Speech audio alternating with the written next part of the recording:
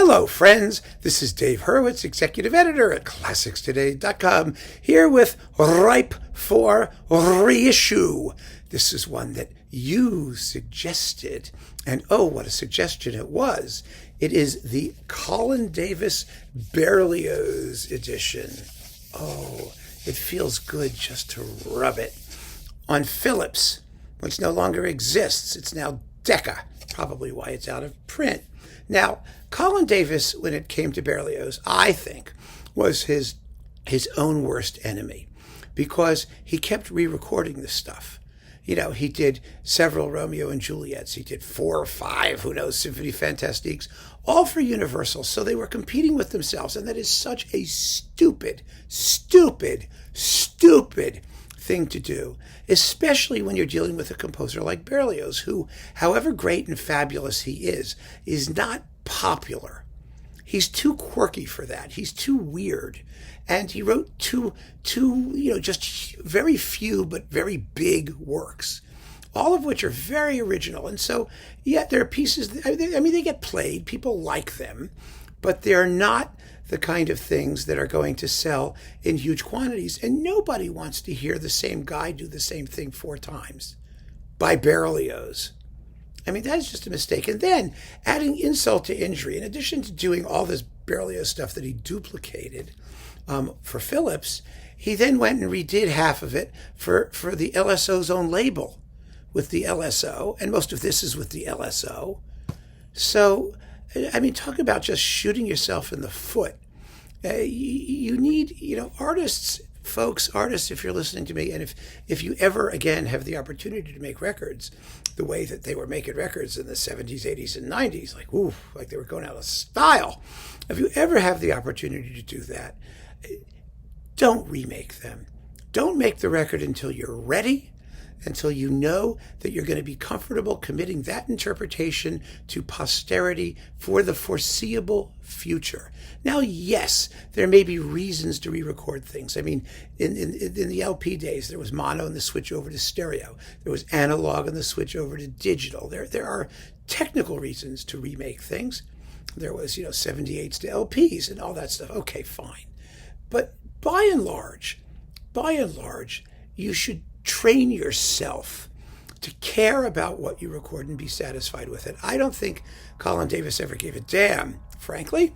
I mean, witness his multiple Sibelius cycles, at least 3 of those. It was crazy. It was crazy. And frankly, wonderful though he often was, he wasn't consistent enough to justify doing this stuff over and over and over again. I mean, that's just the nature of his art. So here we have this fabulous Berlioz cycle. It was up till, Warner released that complete Berlioz edition a while back. So yes, there's the complete Berlioz, but this was the most complete until then, and it's still one of the best. It is consistent. It's marvelous. And you get the complete operas. You get Beatrice and Benedict, Benvenuto Cellini, and Les Troyens, and they are wonderful performances, especially the Troyens is amazing. I don't think it's really ever been bettered with, John Vickers and, those people. And then you've got, Romeo and Juliet, the Symphony Fantastique, the Grande Symphonie Funèbre et Triomphale, Harold in Italy, Lelio, the Funeral March, Reverie and Caprice, orchestral music from Les Troyens and the Damnation of Faust, and 7 overtures. And then you get Romeo and Juliet, the Damnation of Faust, and L'Enfance du Christ, the Requiem, and the Te Deum, and orchestral songs. Les Nuits d'été, you get Lelio, you get La Mort de Cléopâtre, Herminie, and more songs. I mean, it's really just a terrific thing. A wonderful, wonderful thing. I just want to see here, because I don't remember, to be honest with you. I haven't even opened this thing in ages because I had them all separately, and so they were all released also on twofers, and this whole thing was like repackaged at some point. Let's see, what is this? The complete thingies. This is the operas. That's the operas. Let's look at the other things. Here we go. Symphonies. The symphonies and orchestral hoogies are in here, right? Symphonic dramas.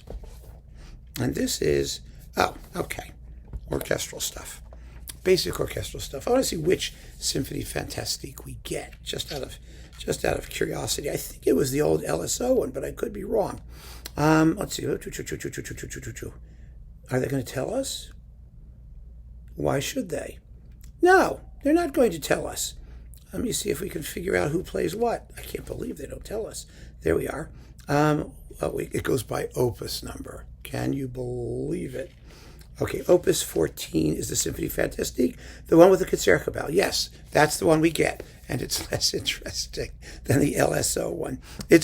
Lots of people love it, and of course it's fabulous for the woodwind writing, but the sonics are a little bit woody and lacking in bass, and the performance I find a little dull compared to his LSO first one. Sue me. Anyway, I don't want to make an issue of it. This should never be out of print. There is not so much great Berlioz that it wouldn't really, essentially, other than that Warner edition, have the field all to itself as a Berlioz edition. The LSO stuff, some of it is also fabulous, but who knows how long that'll be around.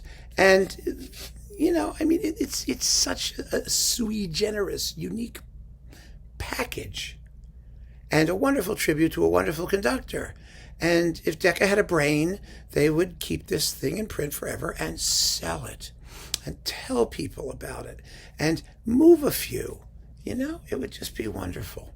It really would. But it's not going to happen, so there's no point in complaining about it other than to say, here it is, keep your eye out, maybe it'll turn up, you may want to get bits of it. It's beautiful. It's really, really like 95% wonderful. And that's one hell of an average, don't you think?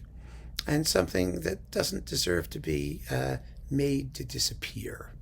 So keep on listening, friends. Thanks for joining me. Take care.